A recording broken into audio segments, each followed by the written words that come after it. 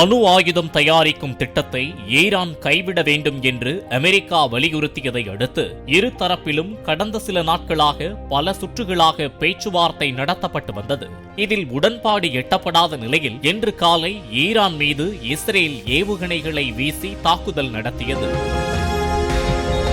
Israel தாக்குதலை தொடங்கிய சில நிமிடங்களில் அமெரிக்க போர் விமானங்கள் ஈரானுக்குள் நுழைந்து குண்டுகளை வீசின. தலைநகர் டெஹ்ரானில் அமெரிக்கா மற்றும் இஸ்ரேல் போர் விமானங்கள் சரமாரியாக குண்டுகளை வீசி தாக்குதல் நடத்தின.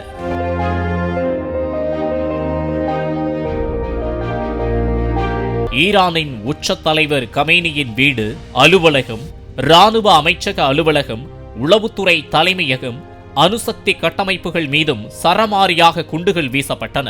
அத்தோடு அதிநவீன ஏவுகணைகளும் ஈரான் தலைநகரை நோக்கி வீசப்பட்டன. மத்திய கிழக்கு நாடுகளில் உள்ள தங்கள் நாட்டு இராணுவ தளங்களில் இருந்து ஈரான் மீது அமெரிக்கா தாக்குதல் நடத்தி வருகிறது. ஈரானை சுற்றி வளைத்து அமெரிக்க போர்க்கப்பல்கள் நங்கூரமிட்டுள்ளன. இந்த கப்பல்களில் இருந்து போர் விமானங்கள் ஈரான் தலைநகர் டெஹ்ரானுக்குள் நுழைந்து குண்டுகளை வீசி வருகின்றன.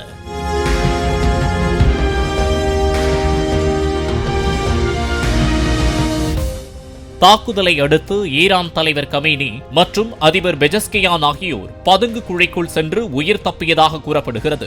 ஈரான் படையின் மூத்த கமாண்டர்கள் மற்றும் அரசியல் தலைவர்கள் பலியானதாக தகவல் வெளியாகியுள்ளன.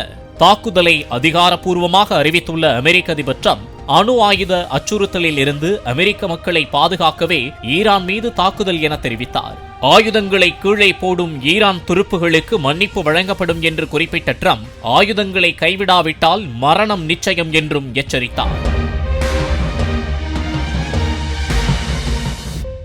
இதனிடையே இஸ்ரேல் மீது ஈரானும் பதில் தாக்குதல் தொடுத்தது.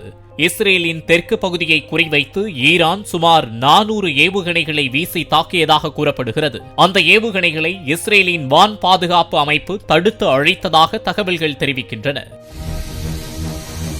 ஈரான் அணு ஆயுதங்கள் உருவாக்குவதை அனுமதிக்க முடியாது என்று தெரிவித்துள்ள இஸ்ரேல் பிரதமர் நெதன்யாகு அமெரிக்காவுடன் இணைந்து ஈரான் மீது தாக்குதல் நடத்தியிருப்பதாக அறிவித்தார்.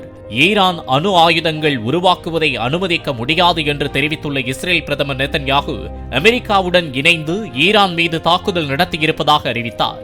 ஈரான் மீதான தாக்குதலுக்கு சிங்கத்தின் கர்ஜனை என்று பெயரிடப்பட்டுள்ளதாக இஸ்ரேல் அறிவித்துள்ளது.